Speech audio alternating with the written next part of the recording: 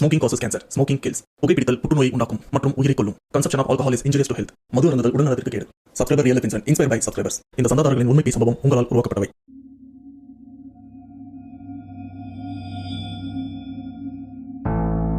நம்ம ஊர் மக்களோட நிறைய பேரோட எண்ணங்கள் என்னன்னு பார்த்தீங்கன்னா, குலதெய்வம்னா குடும்பத்தை பாதுகாக்கிறது மட்டும்தான் அதோட வேலை அப்படின்னு நினைச்சிட்டு இருக்காங்க. ஆனா அப்படிப்பட்ட அந்த குலதெய்வத்தை முறையா கையாளணும். அதாவது வருஷம் தேவையான நேரத்திலாம் அந்த குலதெய்வத்துக்கு நாம குடும்பத்து சார்பம் செய்ய வேண்டிய ஒரு சில விஷயங்கள்லாம் இருக்கு. அதெல்லாம் பண்ணா மட்டும்தான் அந்த குடும்பம் விருத்தியாகும் அப்படின்னு சொல்லுவாங்க. ஆனா அப்படிப்பட்ட குலதெய்வத்தை ஒரு குடும்பம் பகைச்சுக்கிட்டா, அதுலயும் மோசமான முறையில பகைச்சுக்கிட்டா அந்த குடும்பம் என்னென்ன இன்னல்களுக்கு ஆளாகும் அப்படின்றது இப்ப நீங்க பார்க்க போற இந்த ஒரு சம்பவத்தோட ஒரு எடுத்துக்காட்டா இருக்கும் அப்படின்னு நான் நினைக்கிறேன். ஏன்னா இந்த சம்பவத்தை எனக்கு ஒரு சப்ஸ்கிரைபர் ஷேர் பண்ணி ஆல்மோஸ்ட் 8 மாசம் கிட்ட ஆகுது.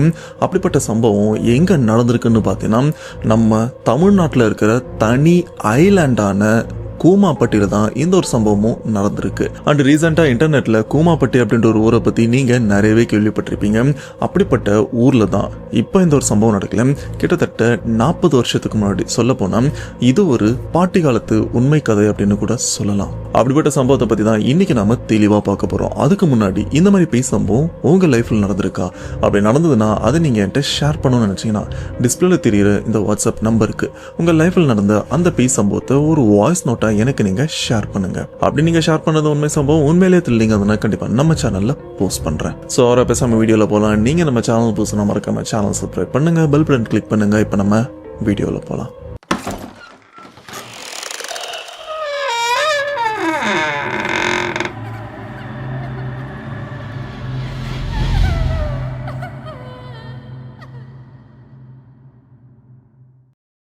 இந்த உண்மை சம்பவத்தை நமக்கு ஷேர் பண்ண சப்ஸ்கிரைபர், இவருடைய பேர் பழனி. இவரு கூமாப்பட்டியை சேர்ந்தவர்.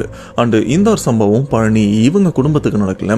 இவங்களுக்கு தெரிஞ்ச இவங்க ஏரியால தான் அந்த ஒரு குடும்பமும் இருந்திருக்கு. ஆனா அப்படிப்பட்ட குடும்பத்தோட நடமாட்டம் இந்த பூமியில இல்ல. அதுக்கு காரணம் அந்த குடும்பமே குலதெய்வத்தை பகைச்சுக்கிட்டது தான். அது என்ன இது, இதுக்கு பின்னாடி இருக்கிற ஒரு சில பின்னணிகள் அண்ட் ட்விஸ்ட் அண்ட் டர்ன் அப்படின்னு நிறைய விஷயங்கள் இருக்கு. அது என்ன அப்படின்றத இப்போ பொறுமையா நம்ம பார்க்கலாம். சரியா 40 வருஷத்துக்கு முன்னாடி தமிழ்நாட்டில் இருக்கிற கூமாப்பட்டி அண்ட் இந்த சம்பவத்தை நமக்கு ஷேர் பண்ண பழனி.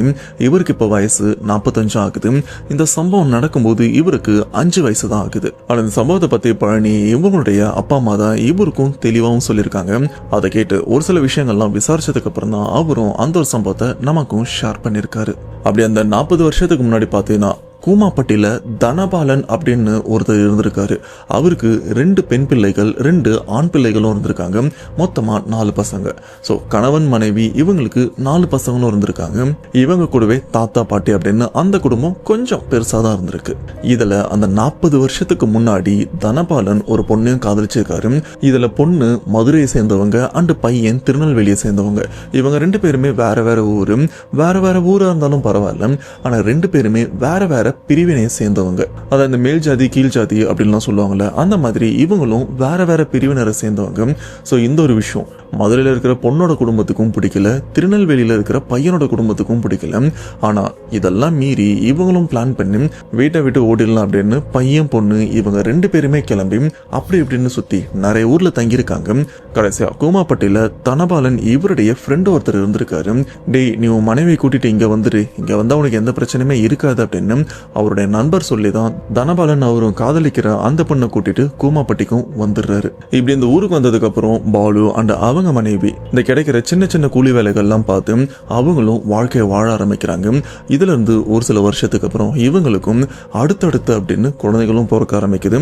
2 பெண் பிள்ளைகள் 2 ஆண் பிள்ளைகள் அப்படின்ற மாதிரி. இப்படி இவங்களுக்கு குழந்தைலாம் பிறந்து ஒரு 5 வருஷமும் போகுது. ஆனா இந்த சைட்ல பாத்தீங்கன்னா பையனோட அப்பா அம்மா திருநெல்வேலியில இருக்காங்களே, அவங்க எப்படியா கண்டுபிடிச்சு கூமாப்பட்டிக்கும் வந்துடுறாங்க. ஆனா அவங்க கோவத்தோட வரல. நம்ம பையனுக்கு குழந்தை பிறந்திருக்கு, அவன் நல்லபடியா தான் வாழ்ந்துட்டு இருக்கான், மனசு மாறி அவனை ஏத்துக்கலாம் பண்ணிடலாம் அப்படின்ற ஒரு நல்ல எண்ணத்தோட தான் அப்பா அம்மா 2 பேருமே இப்போ பையனை தேடியே வந்திருக்காங்க. அப்படி வந்தது மட்டும் இல்லாம அதுக்கப்புறம் அப்பா அம்மா 2 பேருமே பையன் கூடவே வாழவும் ஆரம்பிச்சிருக்காங்க. இப்படி அப்பா அம்மா கூட வந்து இந்த ஒரு விஷயத்த வந்து செலிப்ரேட் பண்றதுக்காக பாலு இவர் என்ன பண்றாருன்னா, திருநெல்வேலியில அவங்க குலதெய்வம் கோவிலும் ஒன்று இருக்கு, அங்க போயிட்டு கடா வெட்டலாம் அப்படின்னு பாலு, அவங்க மனைவி அண்ட் அவருடைய அப்பா அம்மா 4 பசங்க, இவங்க 8 பேருமே ஒரு வண்டியை பிடிச்சி கூமாப்பட்டியிலிருந்து திருநெல்வேலிக்கும் போறாங்க. இப்படி திருநெல்வேலிக்கு போனதுக்கு அப்புறம் அங்க இருக்கிற இவங்க குலதெய்வம் கோயிலுக்கு போயிட்டு அந்த கடை வெட்டுற விஷயம் இவங்களுடைய சொந்தக்காரங்கள ஒரு சில பேரை வர வச்சு விருந்து போடுற மாதிரி ஒரு சில விஷயங்கள்லாம் நல்லா பண்ணிட்டும் இருக்காங்க. இப்படி அந்த குடும்பம் சந்தோஷமா தான் இருந்துட்டு இருக்கு. அப்படியே அந்த ஃபங்க்ஷன்லாம் முடிச்சிட்டு அங்கிருந்து பாலு அவருடைய வாழ்ந்த வீடான திருநெல்வேலியில அவர் வாழ்ந்திருப்பார்ல அந்த வீட்டுக்கு கிளம்பலாம் அப்படின்னு எல்லாருமே இப்ப வண்டியில ஏறுறாங்க. வண்டியில ஏறி இப்ப அந்த வண்டி அவங்க குலதெய்வம் கோவில்ல இருந்து ஒரு 2 கிலோமீட்டர் போனதுக்கு அப்புறம் தான் பாலு ஒரு விஷயத்தையும் நோட் பண்றாரு. அது என்னன்னா, குழந்தை எங்கம்மா காணும் அப்படின்னு தேட இப்போ இந்த இடத்துலயே ஒரு பரபரப்பு ஏற்படுது.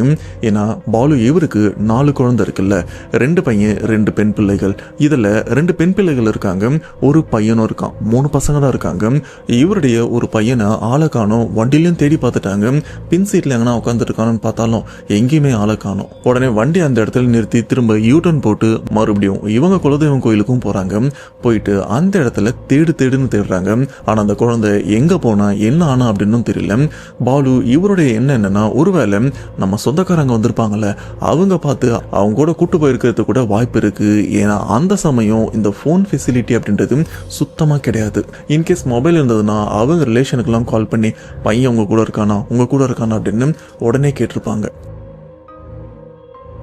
இவங்களும் முடிஞ்ச வரைக்கும் அந்த கோவிலை சுற்றியும் தேடுறாங்க. இதுக்கப்புறம் நம்ம ஃபங்க்ஷனுக்கு யார் யாரெல்லாம் வந்தாலும் அவங்க வீட்டுக்கெல்லாம் போய் பார்க்கலாம் அப்படின்னு எல்லார் வீட்டுக்கும் போய் பார்க்குறாங்க. ஆனால் எந்த இடத்துலையுமே அவங்க குழந்தையும் ஆளை காணும். இதில் முக்கியமான விஷயம் என்ன தெரியுமா, இப்போ காணாமல் போன இந்த ஒரு குழந்தை தலைச்சம்புள்ள. அண்ட் அந்த காலத்தில் இந்த பில்லி சூனியம் அப்படின்ற ஒரு விஷயம் வந்து ரொம்பவே பரவலாக போயிட்டு இருந்தது. அப்படின்னும் போது தலைச்சம்புள்ள காணனா அந்த குடும்பத்தோட பதட்டம் எப்படி இருக்கும், எப்படி இவங்க சந்தோஷமா இருக்கலாம்னு தான் கோவிலுக்கும் வந்தாங்க. ஆனால் வந்த இடத்துல ஒரு சோகமான விஷயம் நடந்ததுக்கு அப்புறம் இவங்களுக்கும் சுத்தமா சந்தோஷமா இல்லை. முடிஞ்ச வரைக்கும் அவங்க குழந்தைய அடுத்த நாள் அப்படின்னு மாச கணக்குல திருநெல்வேலி ஃபுல்லா தேடி இருக்காங்க. ஆனா எங்கேயுமே ஆளை காணும். கிட்டத்தட்ட 3 மாசம் வரைக்கும் திருநெல்வேலியில இருந்தே தேடி இருக்காங்க. ஆனா கடைசியா பையனை காணும் அப்படின்னு தெரிஞ்சதுக்கு அப்புறம் பையனை பெத்த அம்மா ரொம்பவே கஷ்டப்படுறாங்க. இறுதியா பாலு அண்ட் அவங்க மனைவி ஒரு மனநிலைமைக்கும் வராங்க. அது என்னன்னா, சரி நடந்தது நடந்து போயிருச்சு, இப்ப நம்ம கிட்ட 3 பசங்க இருக்காங்க, தொலைஞ்சவனோட கதி என்னன்னு தெரியல, இந்த மாந்திரிகம் பில்லி சூனியம் நரபலிலாம் போயிட்டு இருக்கு, அட தனியா அவனால வாழ்றதும் கஷ்டம், ஏன்னா அவனுக்கு அப்ப வயசு வெறும் 5க்குள்ளதான் ஆயிட்டு இருக்கு, ஒன்றும் இல்லை அவன் எங்கேயாச்சும் நிம்மதியாக இருப்பான் அப்படின்னு சொல்லிட்டு இதுக்கப்புறம் இருக்கிற பசங்களுக்காக இவங்களும் வாழ ஆரம்பிக்கிறாங்க. இப்படியே வருடங்களும் போய்கிட்டு இருக்கு. இப்படி 1985 காலகட்டமும் வருது. பாலு இவரும் ஓரளவுக்கு இந்த சிறு தொழிலாம் ஆரம்பிச்சு அவங்க குடும்பம் ஒரு நல்ல நிலைமையில இருந்துட்டு இருக்கு. அந்த 2 பொண்ணுங்களா இருக்கட்டும், அந்த ஒரு பையனா இருக்கட்டும், இவங்களுக்கு அப்ப வயசு அந்த 18 அப்படின்றத கடந்தும் இருக்கு. ஆனா அப்பதான் பாலு இவருடைய குடும்பத்துல ஒரு புயல் அடிச்ச மாதிரி ஒரு பிரச்சனையே உருவாகுது. அன்னைக்கு ஒரு நாள் பாலு இவர் வியாபார விஷயமா கூமாம்பட்டியிலிருந்து பக்கத்துல இருக்கிற தேனிக்கும் போயிட்டு வர்றாரு. அண்ட் தேனியில வியாபார விஷயத்தெல்லாம் முடிச்சுட்டு, அப்பெல்லாம் பைக்னா டிவிஎஸ் 50 தான், அதுதான் ஃபேமஸ். ஸோ இவரும் டிவிஎஸ் 50 அந்த ஸ்கூட்டர்ல தேனியில இருந்து கூமாம்பட்டிக்கும் வந்துட்டு இருக்காரு அந்த நடு இரவுல. இப்படி ஸ்கூட்டர்ல வந்துட்டே இருக்கும்போது இவருக்கு முன்னாடி ஒரு லாரியும் போயிட்டு இருக்கு. ஆனா அந்த லாரி ரொம்பவே ஸ்லோவாகவும் போயிட்டு இருக்கு. இதை பார்த்த பாலு இவரும் எப்படியாச்சும் இந்த வண்டியை ஓவர்டேக் பண்ணிட்டோம்னா நம்ம வேகமா வீட்டுக்கு போயிடலாம் அப்படின்னு அந்த வண்டியை முந்தறதுக்காக முயற்சி பண்ணிட்டு இருக்காரு. அண்ட் இப்ப மாதிரி அந்த சமயம் பெரிய ரோட்லாம் இருக்காது, ஏன் ரோடே அந்த அளவுக்கு இருக்காது, கல்லு மண்ணா தான் இருக்கும். முன்னாடி போயிட்டு இருக்கிற இந்த ஒரு லாரி ரொம்பவே ஸ்லோவா போறதுனால இவருக்கும் ஒரு லெவல் வரைக்கும் வெறுப்பாகவும் இருந்துட்டு இருக்கு. ஏன்னா அந்த வண்டி வழியும் விட மாட்டாங்க. எப்படியாச்சு இந்த வண்டியை கடந்து போயிடலாம் அப்படின்னு இவரும் ஏதாச்சும் ஒரு கேப் கிடைக்குதா அப்படின்னு போது கொஞ்சம் தூரம் தள்ளி ஏதோ ஒரு கேப் இருக்கிற மாதிரியும் இருக்கு. அப்படி அந்த கேப் கிடைக்கும் போது இவரும் வேகமா போயிட்டு அந்த கேப்பை பயன்படுத்தி அப்படி முன்னோக்கி போறாரு. கரெக்டா அந்த லாரியை அப்படி கிராஸ் பண்ணி போகும்போது பார்த்தீங்கன்னா திடீர்னு டமால்னு ஒரு சத்தமும் கேட்குது. அந்த சத்தத்தெல்லாம் பெருசா பொருட்படுத்திக்காம பாலு இவரும் வண்டியை முடிஞ்ச வரைக்கும் வேகமா விட்டு ட்ரை பண்றாரு. ஆனா வண்டி வேகமா போக மாட்டேங்குது. அப்பதான் வண்டியில ஒரு மாற்றம் நிகழ்றத இவரும் உணர்றாரு. என்ன இது, இதுக்கு முன்னாடி வரைக்கும் வண்டி நல்லா தான் வந்துட்டு இருந்தது, இப்போ என்ன ஏதோ ரொம்பவே கஷ்டப்பட்டு போகிற மாதிரி இருக்கு. அதுவும் இந்த வண்டியில் 2 பேர் உட்காந்தாங்கன்னா ஒரு பலு இருக்கும் பார்த்தீங்களா, அந்த மாதிரி இருக்கே அப்படின்னு இவரும் உணர்றாரு. அப்போ வரைக்கும் பாலு இவருக்கும் பயம் இல்லை. அந்த வண்டியை வேகமாக ஓட்ட முயற்சி பண்ணுறாரு. அந்த வண்டி ரொம்பவே கஷ்டப்படுது. உடனே பாலு இவர் என்ன பண்ணுறாருன்னா வண்டியை ஓரமாக நிறுத்திட்டு என்னவா இருக்கும் அப்படின்னு வண்டியை சுற்றி திரும்பியும் பார்க்குறாரு. ஆனால் வண்டியில் இவரை தவிர்த்து ஆளுங்கன்னு யாருமே இல்லை. அப்போதான் சந்தேகப்பட்ட பாலு இவரும் டயரை செக் பண்ணி பார்க்குறாரு. இதில் அந்த பின் டயர் பஞ்சர் ஆயிருக்கு. அந்த லாரியை ஓவர்டேக் பண்ண போயிருப்பார்ல, அப்படி ஓவர்டேக் பண்ணும்போது டம்ப்னு ஒரு சத்தமும் கேட்டிருக்கும். அந்த சத்தம் வேற எதுவுமே இல்லை, டயர் வெடிச்ச சத்தம். இவர் கொஞ்சம் பொறுமையாக அமைதியாக அந்த ரோட்டு வழியாக வந்திருந்தாருன்னா இந்த டயர் பஞ்சராக இருக்காது. அந்த ரோட்டை தாண்டி போகும்போது தான் அங்கே இருக்கிற ஏதோ கூர்மையான பொருள் இவர் வண்டியில் ஏறி வண்டி பஞ்சர் ஆகிட்டு இருக்கு.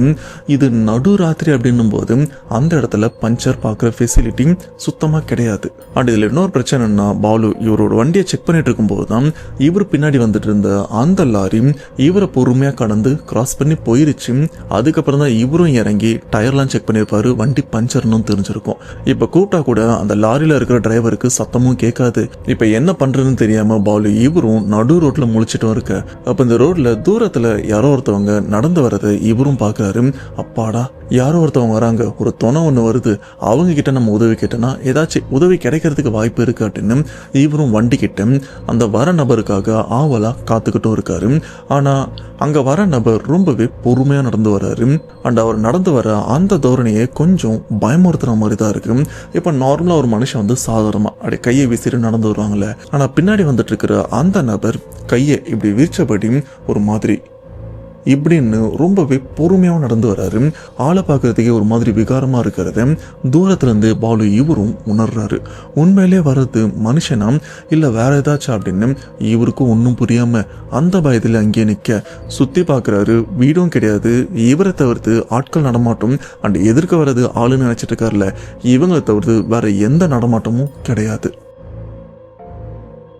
சரி, அவங்க கிட்ட வர வரைக்கும் பொறுத்து இருக்கலாம் அப்படின்னு சொல்லிட்டு இவரும் காத்துட்டு இருக்காரு. அப்ப கொஞ்சம் கொஞ்சமா இவரை நோக்கி அந்த நபர் வந்துட்டே இருக்க கொஞ்சம் கிட்ட வந்ததுக்கு அப்புறம் தான் பாலு இவருக்கே தெரியுது உண்மையிலேயே இங்க வந்துட்டு இருக்கிறது மனுஷன் கிடையாது, இது வேற ஏதோ அப்படின்னு. ஏன்னா அங்க நடந்து வந்துட்டு இருக்கிறது ஒரு பெண்ணுடைய உருவம். தலைமுடியெல்லாம் நல்லா விரிச்சு போட்டு இருக்கு. சொல்ல போனா தலைமுடி விரிச்சு போட்டா இந்த அளவுக்கு தானே இருக்கும், அது இவ்வளவு தூரம் விரிச்சு போட்ட மாதிரியா இருக்கு.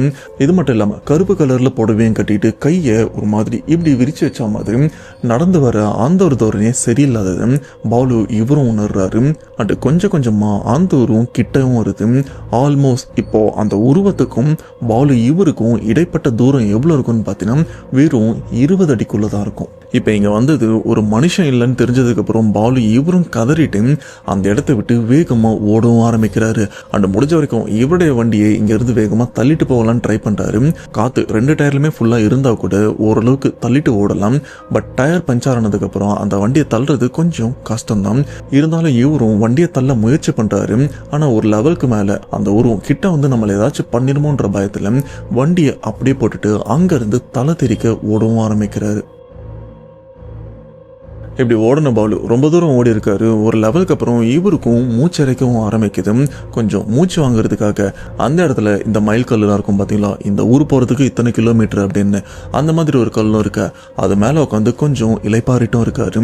இவருக்கும் வந்தது என்ன, எதுக்காக வந்திருக்கு அண்ட் என்ன எதுக்கு பின்தொடர்ந்து வருது அப்படின்னு இவருக்கும் எந்த ஐடியாவும் இல்லாமல் பயத்தில் தான் இருக்காரு. இப்போ இவரு கண்ணு முன்னாடி வந்துட்டு போகிறது இவருடைய குடும்பம் மட்டும்தான். இப்படிப்பட்ட சூழ்நிலையில் இவரும் பயந்துருக்க அப்போ பாலு இவருக்கு பின்னாடி ஏதோ ஒன்று அப்படின்னு மூச்சு வாங்குற மாதிரி ஒரு சத்தமும் கேட்க ஆரம்பத்தில் பாலு இவருக்கு இந்த ஒரு சத்தம், சில சமயம் இந்த நாயெல்லாம் இந்த மாதிரி தான் மூச்சு அழைக்கும், ஒருவேளை இங்கே நாய் ஏதோ சுத்துது போல இருக்கு அப்படின்னு இவரும் அதை பெருசாக எடுத்துக்கல. ஆனால் அப்படி கோவத்தோட மூச்சு விடுற அந்த ஒரு சத்தம் ஒரு லெவலுக்கு அப்புறம் பாலு இவருடைய முதுகுக்கு பின்னாடி, சொல்ல போனால் இந்த கழுத்துக்கு பின்னாடி வந்து அந்த மூச்சு காற்று படுற அளவுக்கு மூச்சு விட்டால் எந்த அளவுக்கு க்ளோஸாக இருக்கும். அப்படிப்பட்ட ஒரு விஷயத்த உணர்ந்ததுக்கப்புறம் பாலு இவரும் பயத்தோடு திரும்பி பார்க்குறாரு. பார்த்தா இப்போ அந்த பெண்ணுடைய உருவம் ஒன்று பார்த்தார்ல, அந்த உருவத்துக்கும் பாலு இவருக்கும் இடைப்பட்ட தூரம் 1 இன்ச்சோ 2 இன்ச்சோ கேப்பு தான். இப்போ பாலு இவரும் அலறி அடிச்சுட்டு இந்த இடத்த விட்டு ஓடலான்னு முயற்சி பண்ணும்போது பார்த்தீங்கன்னா திடீர்னு அந்த பெண் உருவம் பாலு இவருடைய கழுத்தை அப்படி நெரிச்சும் பிடிச்சிருது. அப்படி பிடிச்சது மட்டும் இல்லாமல் அப்படியே கழுத்தை பிடிச்சி அப்படியே அவரை தூக்கவும் ஆரம்பிக்குது. பாலு இவருடைய உடல் அப்படியே அந்த இடத்துல மிதங்கவும் ஆரம்பிக்குது. இப்படிப்பட்ட சூழ்நிலையில் பாலு இவருக்கும் என்ன பண்ணுறதுன்னு தெரியாமல் இவங்க குலதெய்வத்தை மனசில் நினச்சி நல்லா ப்ரே பண்ணவும் ஆரம்பிக்கிறாரு. ஆனால் இந்த இடத்துல குலதெய்வத்தை ப்ரே பண்ண உடனே இந்த ஒரு விஷயத்துலேருந்து இவர் தற்காலிகமாகவாச்சும் தப்பிப்பார் அப்படின்னு பார்த்தா குலதெய்வத்தை நினச்சி ப்ரே பண்ணும்போது தான் அந்த கழுத்தை நெரிக்கிற அந்த ஒரு விஷயம் இன்னமும் இறுக்கமாகுது. சொல்லப்போனால் இந்த ஒரு விஷயம் அவங்க குலதெய்வம் கை கொடுக்கல. பட் ஏன் கை கொடுக்கல அப்படின்ற ஒரு விஷயம் போக போக உங்களுக்கும் புரிய வரும். இப்போ கழுத்தை தூக்கி பிடிச்சிட்டு இருக்கிற அந்த உருவம் அப்படியே பாலு இவரை தூக்கி போட்ட மாதிரி தூக்கி போட பாலு இவரும் அங்கே இருக்க ரோட்டில் வந்து உருண்டும் விழுறாரு. ஒரு சில செகண்ட் பாலு இவரால் மூச்சு விடவும் முடியல. மூச்சு விடுறதுக்கு ரொம்பவே சிரமப்பட்டிருக்காரு. எந்திரிச்சு உட்காந்து பயங்கரமாக இரும்புறாரு. அண்ட் இரும்பி ஒரு லெவலுக்கு அப்புறம் தான் அவரால் சராசரியாக மூச்சு விடவும் முடியுது. அப்போது அங்கே இருக்கிற அந்த உருவத்தையும் பார்க்குறாரு. அந்த உருவம் ரொம்பவே கோவத்தோட மூச்சு வாங்கிட்டும் இருக்கு. அப்போதான் அந்த உருவத்தை நல்லா க்ளோஸில் பார்க்குறாருல, அப்போதான் அவருக்கே தெரியுது இது பார்க்குறதுக்கு பேய் மாதிரி இருக்கு. ஆனால் என்ன முகம் ஃபுல்லாக இந்த மஞ்சள் குங்குமம்லாம் இருக்கிற மாதிரியும் இருக்கு. இது கூடவே ரத்தம்லாம் கலந்துருக்கு. இது என்ன, இது பேயா இல்லை என்னன்னு தெரியல அப்படின்னு பாலு இவரும் பயத்தோடு இருக்க. இதெல்லாம் யோசிக்கிறதுக்கு நேரம் இல்லை. இந்த இடத்த விட்டு நம்ம வேகமாக ஓடலாம் அப்படின்னு இந்த இடத்த விட்டு எந்திரிச்சு மறுபடியும் வேகமாக ஓடுறாரு. அப்படி ஓடுறவர் உயிரை கையில் பிடிச்சிட்டு தான் இந்த இடத்த விட்டு வேகமாக ஓட கொஞ்சம் தூரம் போனதுக்கப்புறம் இவருடைய நல்ல நேரமாக இல்லை என்னன்னு தெரியல. இதுக்கு முன்னாடி இவர் ஸ்கூட்டரில் வந்துட்டு இருக்கும்போது ரொம்பவே ஸ்லோவாக ஒரு லாரி போயிட்டு இருந்ததுல அந்த லாரியை கிராஸ் பண்ணுறேன் அப்படின்ற பேரில் தான் இவரோட ஸ்கூட்டர் பஞ்சர் ஆச்சு. அப்படிப்பட்ட லாரி ரோட்டோட ஓரமாக நிற்க இதை பார்த்த பாலு இவரும் வேகமாக போயிட்டு அங்கே டிரைவர் இருக்காரான்னு பார்த்தா டிரைவரை ஆளை காணும். எங்கே போனார் அப்படின்னு இவரும் சுற்றி முற்றி தேட அப்போது ஒரு புதர்லேருந்து டிரைவர் அவரும் வெளியில் பீடி பிடிச்சிட்டும் வர்றாரு. அந்த டிரைவர் கிட்ட போயிட்டு உதவியும் கேட்குறாரு. இந்த மாதிரி வழியில் எது நடக்குது, தயவு செஞ்சு போகிற வழியில் ஆளுங்க இருக்கிற மாதிரி இல்லைனா ஏதாச்சும் ஊரில் கூட என்ன இறக்கி விட்டுருங்க அப்படின்னு சொல்ல அந்த டிரைவரும் விஷயத்தை புரிஞ்சுக்கிறாரு. சரிப்பா நீ வண்டியில் ஏறு நம்ம போகலான்னு சொல்லிட்டு அந்த லாரி டிரைவரும் வண்டியை ஸ்டார்ட் பண்ணி இங்கே இருந்தும் கிளம்புறாங்க. ஆனால் நான் முன்னாடியே சொன்னல இந்த லாரி கொஞ்சம் பொறுமையாக தான் போகும் அப்படின்னு. இப்படி அந்த லாரி போயிட்டே இருக்க அப்போ அந்த லாரியோட சைடு மிரர் கண்ணாடி இருக்கும் பார்த்தீங்களா, அந்த கண்ணாடியில் டிரைவர் ஒரு விஷயத்தையும் பார்க்குறாரு. எப்பா பின்னாடி யாரோ தூரத்தில் நடந்து வர மாதிரி இருக்கு. ஆனால் பார்க்கறதுக்கு நடந்து வர மாதிரி தான் இருக்கு. ஆனால் நம்ம வண்டியோட வேகத்துக்கு வர மாதிரி இருக்கே, ஒன்றும் புரியல, நீ கொஞ்சம் பாரு அப்படின்னு சொல்ல பாலு இவரும் பயத்தோட அந்த கண்ணாடியில் பார்க்குறாரு. பார்த்தா அதே உருவம் கை இப்படி தான் வச்சிருக்கு. அந்த பெண் உருவம் பின்னாடியே வந்துட்டு இருக்க இதை பார்த்த பாலு இவருக்கும் ஈரக்குழலாம் நடுங்கவும் ஆரம்பிக்குது.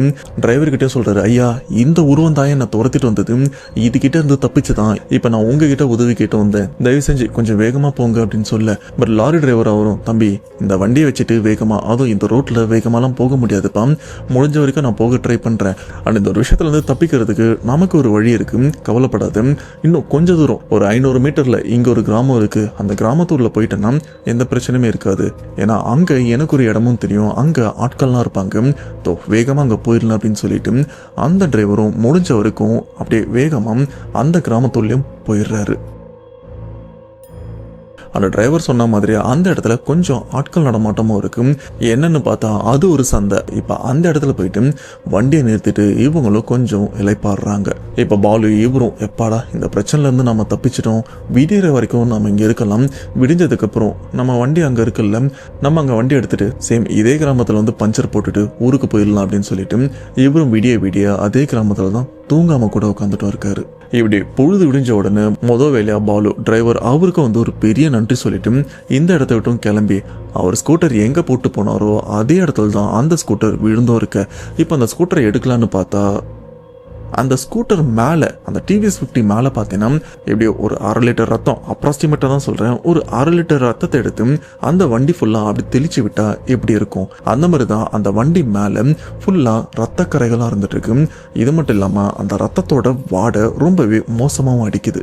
இதில் பெரும்பாலான இடத்துல அந்த ரத்தக்கரை இன்னும் காயக்கூட இல்லை, அதனால தான் அந்த வாடை ரொம்பவே மோசமாக அடிக்க பாலு இவருக்கும் ஒன்றும் புரியல. என்னடா இது, நைட்டு தானே பஞ்சர் நீங்கள் விட்டு போன, அதுக்குள்ளே என்ன இது ஒரே ரத்தமா இருக்கு அப்படின்னு இவரும் ஒரு பயத்தோட இருக்காரு. அண்ட் பக்கத்துல இருக்கிற மண்ணெல்லாம் எடுத்து அந்த ரத்தத்து மேல அப்படியே போட்டு வண்டியில துடைக்கிற துணி ஒண்ணு வச்சிருப்பாரு. அதை எடுத்து அந்த ரத்தத்தை அப்படியே மண்ணோட தொடச்சு எடுத்துடுறாரு. இப்போ வண்டி ஓரளவுக்கு பரவாயில்ல. இப்போ இந்த இடத்துல இருந்து அப்படியே தள்ளிட்டும் போறாரு. தள்ளிட்டு போயிட்டு பஞ்சர் கடையில பஞ்சர் போட்டு போற வழியில ஒரு குட்டையும் இருக்கு. அந்த குட்டையில வண்டியை கழுவிட்டு அதுக்கப்புறம் தான் அவரோட வீடும் போய் சேர்றாரு. ஆனா வீட்டுல இந்த ஒரு விஷயத்த பத்தி மூச்சு கூட விடல. வர வழியில டயர் பஞ்சர் கடையும் இல்லை, இருந்து பஞ்சர் போட்டு வரேன் அப்படின்னு அந்த ஒரு விஷயத்த அப்படியே முடிச்சிட்டு இருக்காரு. இதுக்கப்புறம் பாலு இவரும் வீட்டில் தான் இருந்துட்டு இருக்காரு. அன்னைக்கு ஃபுல்லாக ரெஸ்ட் எடுத்துகிட்டு இருக்காரு. இப்படியே நைட்டும் வருது. ஆனால் பகல் ஃபுல்லாக பாலு இவருக்கும் அதே கேள்வி தான். நம்ம அங்கே பார்த்தது உண்மையிலே என்ன, பேயா இல்லை அது ஒரு பொண்ணா, இல்லை பேய் வேஷம் போட்டுட்டு யாராச்சும் வந்தாங்களாம், ஒன்றுமே புரியலையே. ஆனால் வந்த அந்த உருவம் ஒரு பெண்ணுடைய உருவம் தான். கட்டிருக்கிற அந்த புடவை கருப்பு கலர் புடவை தான். ஆனால் அந்த கருப்பு புடவையிலையும் இந்த தங்க சரிகையெல்லாம் வச்சா எப்படி இருக்கும் அந்த மாதிரி தான் அந்த புடவையும் இருக்கு. அண்ட் நெத்தி நிறைய குங்குமம் மஞ்சளும் இருந்துட்டு இருக்கு. ஆனால் முகம் ஃபுல்லாக ரத்தமும் இருந்துட்டு இருக்கு. முடியெல்லாம் விரிச்சு போட்டு முடி ஃபுல்லாக ரத்தமாக இருந்துட்டு இருக்கு. கையில் நிறைய வளையல்கள்லாம் இருந்துட்டு இருக்கு. பார்க்கறதுக்கு தெய்வ கடாட்சியமும் இருக்கு. ஆனால் பேயோட முரட்டுத்தனமும் இருக்கு. என்னவா இருக்கும் அப்படின்னு இவரும் பயங்கர குழப்பத்தோட இருக்காரு. சரி ஏதோ ஒன்று, இப்போ நம்ம வீட்டில் இருக்கோம், எந்த பிரச்சனையுமே இருக்காது அப்படின்னு இவரு நைட்டு குடும்பத்தோட நல்லா தூங்கிட்டு இருக்காரு. அப்போ அந்த நடு ராத்திரியில் பாலு இவருடைய பொண்ணு ஒருத்தவங்க இருக்காங்க பார்த்தீங்களா, 2 பெண் பிள்ளைகள் இருக்காங்க. அதில் ஒரு பொண்ணு தூக்கத்திலே ஏதோ புலம்பவும் ஆரம்பிக்கிறாங்க. அந்த புலம்பல் எப்படி இருக்குன்னா, இல்லை விட்டுரு அவரு என்னுடைய அப்பா, அவர் எதுவும் பண்ணிடாத, விட்டுரு அப்படின்னு அவருடைய பொண்ணு ஏதோ புலம்பிட்டு இருக்க. இந்த சத்தத்தை கேட்ட பாலு இவரும் தூக்கத்திலிருந்து எந்திரிக்கிறாரு. எந்திரிச்சு பார்த்தா இதே வார்த்தையை தான் அவங்க பொண்ணும் பயத்தோட சொல்லிட்டு இருக்காரு. உடனே அப்பா இவரும் எந்திரிச்சு லைட்டை போட்டு, ஏமா என்னாச்சு, என்ன எதனா கெட்ட கனவா அப்படின்னு கேட்க, அப்போ அந்த பொண்ணும் அழுதுட்டு அவங்க அப்பாவை கட்டி பிடிச்சிட்டு, அப்பா உனக்கு ஒன்றும் இல்லை, ஏதோ ஒரு பேய் ஒன்று துரத்துட்டு வந்து உன்னை கொல்ற மாதிரி கனவு கண்டப்பா, ரொம்பவே பயந்துட்டேன் அப்படின்னு சொல்ல, பாலு இவருக்கும் ஒன்றும் புரியல. பேயா? அதெல்லாம் ஒன்றும் இல்லைம்மா, நான் உன் முன்னாடி தானே இருக்கேன், நீ தைரியமா தூங்கு, அப்பா நான் இங்கே தான் இருக்கேன்னு சொல்லியா பாலு அவருடைய பொண்ணு தூங்க வைக்கிறாரு. தூங்க வச்சுட்டு அதுக்கப்புறம் தான் இவரும் படுத்துட்டும் இருக்காரு. படுத்தா இவருக்கும் தூக்கம் வரல. இப்படியே டைமும் போயிட்டு இருக்கு. அப்போ பாலு இவங்க வீட்டுக்கு வெளியில யாரோ ஒருத்தவங்க வளையல்லாம் கை நிறைய போட்டுட்டு நடந்தா அந்த வளையல் சத்தம் எப்படி கேட்கும், கண்ணாடி வளையல், அந்த ஒரு சத்தமும் பாலு இவருக்கும் கேட்குது. ஆனா இந்த சத்தத்தை கேட்ட பாலு இவரும் ஒருவேளை வெளியில அம்மா இருக்காங்களோ, ஏன்னா அவங்க அம்மாவும் கை நிறைய வளையல்லாம் போட்டிருப்பாங்க. இந்த நேரத்துல வீட்டுக்கு வெளியில அம்மா என்ன பண்றாங்க, தூங்கிட்டு தானே இருப்பாங்க அப்படின்னு பாலு இவரும் தூங்கிட்டு இருக்கிற இடத்துல போயிட்டு அம்மாவை பார்க்காம அதுக்கு ஆப்போசிட்டா கதவை திறந்து வெளியில யார் இருக்கா அப்படின்னு இவரும் கதவை திறந்து பார்த்தா இவங்க வீட்டு வாசல்ல குறுக்கும் நெடுக்குமா இதுக்கு முன்னாடி ஒரு உருவத்தை பார்த்துருப்பார்ல, ஒரு பெண்ணுடைய உருவம், அந்த உருவம் தான் இவங்க வீட்டு வாசல்லையும் நடந்துட்டு இருக்க. இந்த உருவத்தை பார்த்தா அடுத்த செகண்ட்லேயே கதவை சாத்திட்டு பயங்கரமாக கத்தவும் ஆரம்பிக்கிறாரு. அண்ட் இது 40 வருஷத்துக்கு முன்னாடி அப்படின்னும் போது வீடு பக்கம்லாம் இருக்காது, 2-3 வீடு தள்ளி ஒரு வீடு அப்படின்ற மாதிரி தான் கேப் வீட்டு நிறைய வீடும் இருக்கும். அதே மாதிரி தான் பாலு இவரோட வீடும் இருந்துட்டு இருக்க. இவர் அலர்ன சத்தத்தை கேட்டு வீட்டில் இருக்கிற எல்லாருமே எந்திரிக்கிறாங்க. ஏன் பாலுவோட அப்பா அம்மாவும் எந்திரிச்சு வராங்க. எந்திரிச்சு வந்து பாலு இவர்கிட்ட கேட்கும்போது கொஞ்ச நேரத்துக்கு பாலு இவரால பேசவும் முடியல. அப்படியே திகைச்சு போய் அந்த இடத்துல மூச்சு வாங்க உட்காந்துட்டு இருக்காரு. அப்போ வீட்டில் இருக்கிற எல்லாருக்குமே அந்த வளையல் சத்தம் நல்லாவே கேட்குது. எங்க வெளியில யார் இருக்கா அப்படின்னு கேட்க, வெளியில யார் இருக்கான்னு கேட்கும்போது பாலு இவருக்கும் இன்னும் மூச்சு வாங்கவும் ஆரம்பிக்குது. அப்பவே புரிஞ்சிருச்சு ஏதோ தப்பான விஷயம் வீட்டுக்கு வெளியில இருக்கு அப்படின்னு. இப்போ இந்த இடத்துல பாலு இவங்க அம்மா என்ன பண்ணுறாங்கன்னா, டேய் இரு நான் போய் பார்க்குறேன் அப்படின்னு பாலு அவருடைய அம்மா கதவை திறக்கலான்னு போகிறாங்க. ஆனால் பாலு இவரும் அவங்க அம்மாவை அலோ பண்ணவும் இல்லை. அப்பாவும் கூட வர்றாரு. டேய் இருடா நாங்கள் யாருன்னு பார்க்குறோன்னு சொல்லிட்டு இவங்க 2 பேரும் போயிட்டு கதவை திறந்து பார்த்தா பாலு பார்த்தா அதே உருவம் தான். இப்போ இவங்க வீட்டு வாசல் முன்னாடி நின்று இந்த குடும்பத்தை ஒரு மாதிரி வெறித்தனமாக பார்த்துட்டு இருக்கு. இதை பார்த்த அடுத்த செகண்டே பாலுவோட அப்பாவாக இருக்கட்டும் அம்மாவாக இருக்கட்டும் 2 பேருமே அந்த இடத்துல மண்டிட்டு, அம்மா இந்த இடத்துல என்ன பண்றீங்க, ஏன் பார்க்கறதுக்கு இவ்வளோ ஆக்ரோஷமா இருக்கீங்க, நாங்கள் ஏதாச்சும் தப்பு பண்ணிட்டோமா அப்படின்னு பாலுவோட அம்மா அப்பா இவங்க 2 பேருமே மண்டிட்டு வணங்கவும் ஆரம்பிக்கிறாங்க. இதை புரியாத பாலு இவரும் திகைச்சு போய் நிற்க, இவரை பொறுத்த வரைக்கும் அது ஒரு பேய். ஆனால் இப்போ அம்மா அப்பா வணங்குறத பார்த்து இவரும் ஆச்சரியப்படுறாரு. அப்போ வீட்டுக்கு வெளியில இருக்கிற பேயின்னு சொல்லப்படுற அந்த ஒரு உருவம் பேசவும் ஆரம்பிக்குது. உன் குடும்பத்தை சேர்ந்த ரத்தம் என்ன அடக்கி பண்ணக்கூடாத விஷயங்கள்லாம் பண்ணிருக்கு, அதுக்கு பழி தீர்க்கதான் அந்த ரத்தமே இந்த பூமியில இருக்கக்கூடாது அப்படின்னு தான் நானும் வந்திருக்கேன். இன்னும் 5 நாளைக்குள்ள இந்த குடும்ப ரத்தம் இந்த மண்ணுல இருக்காது அப்படின்னு சொல்லிட்டு அந்த இடத்த விட்டும் அந்த உருவம் அப்படி ஆக்ரோஷமா கிளம்பியும் போக இந்த ஒரு வார்த்தையை கேட்ட இந்த குடும்பத்துல இருக்கிற எல்லாருமே பயங்கரமா அழறாங்க. ஒண்ணுமே புரியாத பாலு இவரும் அவங்க அம்மா கிட்ட, அம்மா வந்தது யாருமா அப்படின்னு கேட்க அப்பதான் அவங்க அம்மாவே சொல்றாங்க, டேய் இன்னுமாடா தெரியல, வந்தது நம்ம குலதெய்வம்டா அப்படின்னு. அப்ப பாலு இவருக்கும் ஒன்றும் தெரியலம்மா, குலதெய்வம்னா நம்ம குடும்பத்தை காப்பாத்துறது தானே அதோட வேலை, எதுக்கு நம்ம குடும்பத்தை கருவறுக்க முயற்சி பண்ணுது அப்படின்னு கேட்க இந்த ஒரு கேள்விக்கு பாலு அவங்க அம்மா கிட்ட விடை கிடையாது. ஆனா அவங்க குலதெய்வம் அந்த வார்த்தைகளை சொல்லியிருப்பாங்கல்ல, இந்த குடும்ப ரத்தம் என்ன அடக்கி செய்யக்கூடாத வேலைகள்லாம் செஞ்சிருக்கு, இதுக்காகவே இந்த குடும்ப ரத்தம் இந்த பூமியில இல்லாத அளவுக்கு நான் அழிக்க போறேன் அப்படின்னு சொல்லிட்டு தானே போயிருக்கும். அப்படி பாலு இவருடைய குடும்பம் என்ன பண்ணிருக்கும்? இதை விசாரிக்கிறதுக்காக பாலு இவங்களும் கூமாம்பட்டியை விட்டு கிளம்பி இப்ப மறுபடியும் திருநெல்வேலிக்கும் போறாங்க. ஏன்னா பாலு அவருடைய சொந்த ஊர் திருநெல்வேலி தானே, அங்கதான் குலதெய்வம் கோயிலும் இருக்கும். குலதெய்வம் கோயிலுக்கு போயிட்டு கேட்டா என்ன விடைன்னு தெரியும் அப்படின்னு அந்த கோயிலுக்கும் போறாங்க. அந்த கோயில் போயிட்டு கோயில் உள்ள காலை எடுத்து வைக்கலாம் அப்படின்னு போக அப்போ திடீர்னு பூசாரி எங்க இருந்தாருன்னு தெரியல, பூசாரி பயங்கரமா கத்திட்டு வராரு, ஏய் நீ இந்த கோயிலுக்குள்ள வராத அப்படின்னு பாலு அவருடைய குடும்பத்தை பார்த்து பயங்கரமா கத்தவும் ஆரம்பிக்கிறாரு. கத்துறது பூசாரி அப்படின்னு கேட்டீங்கன்னா பூசாரி இல்ல, பூசாரி அவர் உடம்புல வந்த குலதெய்வம். சரிப்பா குலதெய்வம் குலதெய்வம் அப்படின்னு சொல்லுறேன், அந்த குலதெய்வத்தோட பேரை சொல்லலையே அப்படின்னு கேட்டீங்கன்னா அந்த குலதெய்வத்தோட பேரு காட்டேரி அம்மன். இப்ப காட்டேரி அம்மன் கோவிலுக்கு தான் இவங்களும் வந்திருக்காங்க. அந்த கோவில் உள்ள இவங்களாலையும் போக முடியல, இதனாலே கோவிலுக்கு வெளியில தான் இருக்காங்க. கோவில் வெளியில இவங்களும் காத்துட்டு இருக்கும்போது பூசாரி உடம்புல இருக்கிற காட்டேரி அம்மன் அவங்களும் பூசாரி உடம்பை விட்டு வெளியில போயிட்டு பூசாரி இவரும் கொஞ்சம் சகஜ நிலைமைக்கு வராங்க. இதுக்கப்புறம் பாலுவோட அப்பா பூசாரி அவரு கொஞ்சம் வெளியில கூப்பிட்டு இந்த மாதிரி எங்க குடும்பத்துல பிரச்சனை இருக்கு, இப்ப கூட பாத்தீங்களா எங்களால சொந்த குலதெய்வம் கோயிலுக்கு கூட வர முடியல, நாங்க என்ன தப்பு பண்ணோம், தயவு செஞ்சு நீங்களாச்சும் கணிச்சு சொல்லுங்கன்னு அந்த பூசாரி கிட்ட கேட்கும் போதுதான் அந்த பூசாரியும் இந்த கோவிலுக்கு வெளியில ஒரு வேப்ப மரமும் இருக்கு, அந்த வேப்ப மரத்துக்கு அடியில உட்காந்து என்ன நடந்திருக்கும் அப்படின்னு கணிக்கவும் ஆரம்பிக்கிறாரு. அப்படி கணிக்கும் போது பாத்தீங்கன்னா அந்த பூசாரியோட உடம்பு ஒரு மாதிரி வலிப்பு அந்த மாதிரி நடுங்கவும் ஆரம்பிக்குது. அப்படி அவரு என்ன கணிச்சாரு அப்படின்னு தெரியல. கடைசியா கணிச்சதுக்கு அப்புறம் ஒரு அதிர்ச்சியான இல்ல, இந்த குடும்பத்துக்கே ஒரு பேரதிர்ச்சியான ஒரு விஷயத்தையும் சொல்றாரு. அது என்னன்னா, உன் குடும்பத்தை சேர்ந்த இல்ல உன் மூலியமா வந்த ஒரு இந்த கோவிலோட காவல் தெய்வமான காட்டேரிய அடக்கி ஒரு சில தப்பான வேலைகளை செய்யறதுக்கு தூண்டியும் விட்டுருக்கு.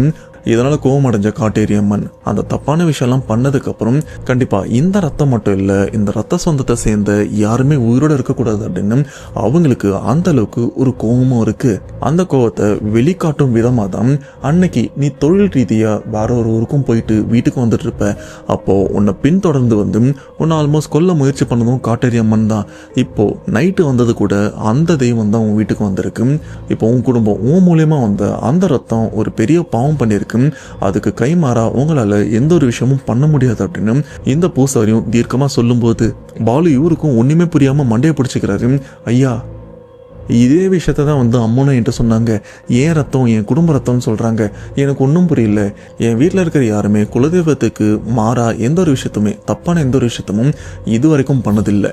உண்மைதான், சின்ன வயசுல என்னுடைய தலைச்சம்புள்ள காணாம போனா, அப்படி காணாம போன அந்த ஒரு கோபத்திலிருந்து இப்ப வரைக்கும் நான் குலதெய்வம் கோயில் பக்கம் வரதும் இல்லை, என் குலதெய்வ வழிபாட்டே நான் அறவே விட்டுட்டேன், அதுக்குன்னு அந்த தெய்வம் என்ன இப்படிலாம் சோதிக்குமா அப்படின்னு கேட்டீங்கன்னா அப்ப அந்த பூசாரி சிரிச்சுட்டு ஒரு விஷயம் சொல்றாரு, இது மட்டும் தான் காரணமா இருக்கும் அப்படின்னு நீ நினைக்கிறியா, நீ சொன்னதிலே பதில் இருக்கு, நீ நல்லா யோசிச்சு பாரு, உனக்கு பதில் கிடைக்கும் அப்படின்னு பூசாரி இவரும் சிரிச்சுட்டே உட்காந்துட்டு இருக்காரு.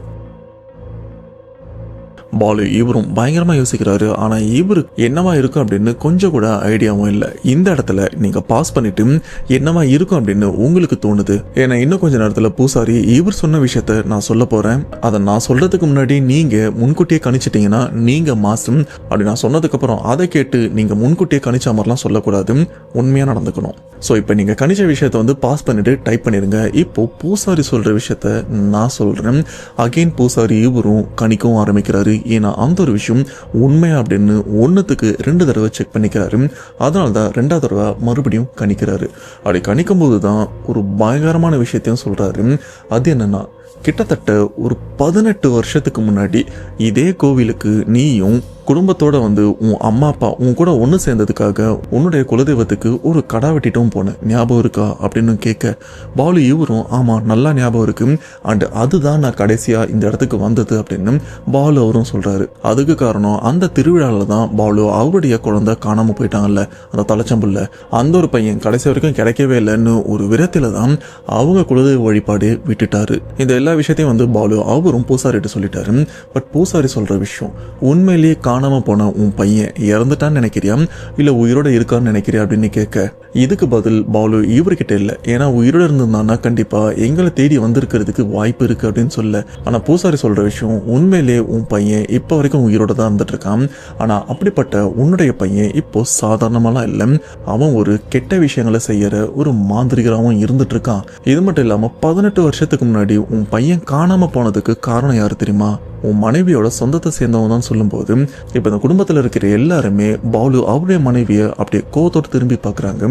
பூசாரி தெளிவாக சொல்லாரு, இதுக்கு காரணம் உன் மனைவி கிடையாது, உன் மனைவியோட சொந்தங்கள் தான். சொந்தங்கள்னா யாருன்னா உன் மனைவியோட அம்மா அப்பா, அதாவது உன்னுடைய மாமியார் மாமனார் அப்படின்னு சொல்லும்போது பாலு இவரால் அந்த விஷயத்த ஏற்றுக்கவும் முடியல. ஆனால் ஏற்றுக்க முடியலனாலும் அதுதான் உண்மை. பாலு இவருடைய மனைவி மதுரையை சேர்ந்தவங்க. அந்த தனபாலன் இவரும் அவங்க மனைவியை வந்து காதலிச்சு தான் வந்து கல்யாணமும் பண்ணியிருக்காங்க, 2 வீட்டையும் எதிர்த்து தான். பட் இதில் பையனோட வீட்டில் ஆல்மோஸ்ட் ஒத்துக்கிட்டாங்க ஒரு லெவலுக்கு அப்புறம். ஆனால் கடைசி வரைக்கும் பொண்ணோட வீட்டில் இருக்கிற யாருமே ஒத்துக்கவும் இல்லை. அப்படிப்பட்ட பொண்ணோட அப்பா அம்மா தான் தன்னுடைய சொந்த பொண்ணோட பையனை, அதுவும் தலைச்ச பையனை கடத்தி அவங்க கட்டுப்பாட்டுன்னு சொல்கிறத விட அவங்களுக்கு தெரிஞ்சவங்களோட கட்டுப்பாட்டில் வழக்கம் வச்சுருக்காங்க.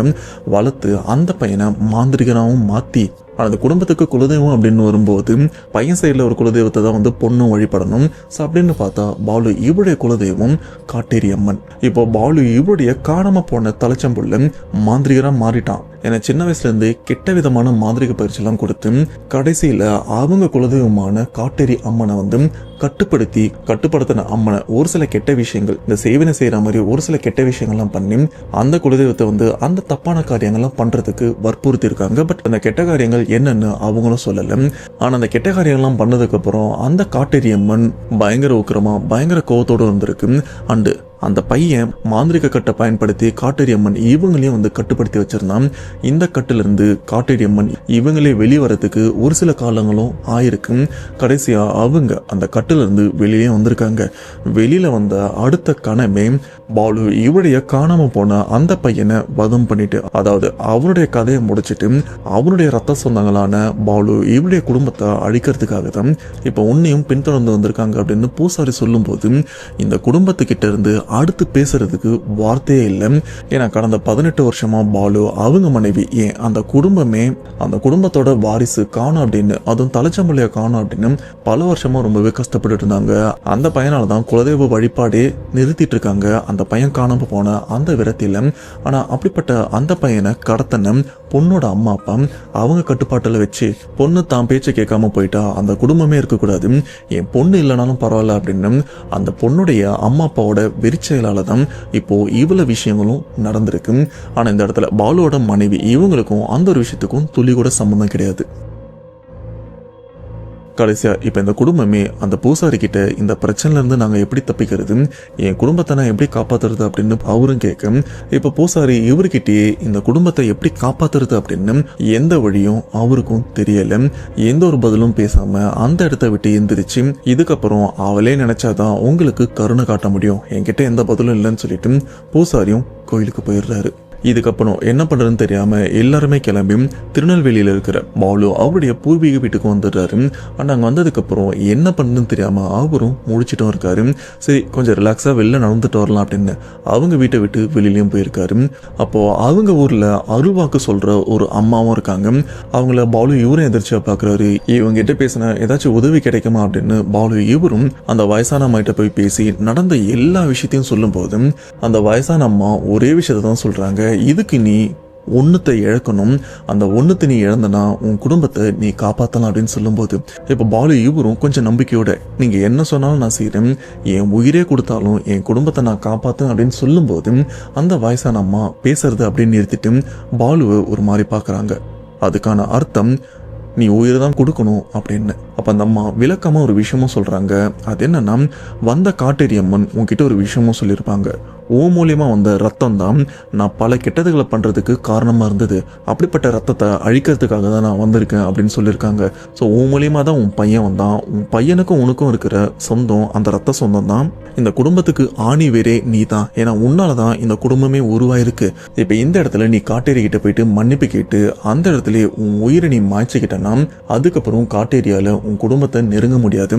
ஆனால் அதுக்கப்புறம் உன் குடும்பத்தாளுங்க எக்காரணத்தை கொண்டும் இந்த திருநெல்வேலி பக்கமாக இருக்கட்டும், இப்போ வாழ்ந்துட்டு இருக்கிற கூமாம்பட்டி அந்த இடத்துலையும் இருக்கக்கூடாது. அவங்கள கண்காணாத இடத்துக்கு வேற எதனா ஊருக்கு போயிட சொல்லு. அப்படி போயிட்டாங்கன்னா அவங்க நிம்மதியாக இருப்பாங்க. எந்த காரணத்தை கொண்டும் இந்த 2 ஊருக்கும் அவங்க எந்த ஒரு விஷயத்துக்காக, அது விழா காலமாக இருக்கலாம், இறப்பு காலமாக இருக்கலாம், எந்த ஒரு விஷயத்துக்காகவும் அவங்க இங்கே வரக்கூடாது அப்படின்னு சொன்னதுக்கப்புறம் பாலு இவருக்கும் இதுதான் ஒரே முடிவு அப்படின்னு தோணுது. கடைசியாக அவன் குடும்பத்துக்கிட்டையும் போகிறாரு. போயிட்டு குடும்பத்துக்கிட்ட நல்லபடியாக பேசுகிறாரு. இது மட்டும் இல்லாமல் கூமாம்பட்டியில் இருக்கிற பாலுவோட ஃப்ரெண்டு, பெஸ்ட் ஃப்ரெண்டு ஒருத்தர் இருக்காரு. அவரு தான் பாலு இவர் கல்யாணம் ஆனதுக்கு அப்புறம், மச்சான் நீ என் ஊருக்கு வந்துரு, இங்கே எந்த பிரச்சனையுமே இருக்காது அப்படின்னு ஒரு ஃப்ரெண்டு சொல்லியிருப்பார்ல. கடைசியா அந்த நண்பரை பார்த்து நடந்த எல்லா விஷயத்தையுமே அந்த நண்பர்கிட்டையும் ஒன்று விடாம எல்லா விஷயத்தையுமே அந்த நண்பர்கிட்டையும் சொல்லியிருக்காரு. ஆனால் அந்த நண்பர்கிட்ட எல்லா விஷயத்தையுமே ஈவன் அந்த வயசான அம்மா கணிச்சு சொன்னாங்களே அந்த ஒரு விஷயத்தையும் சொல்லியிருக்காரு.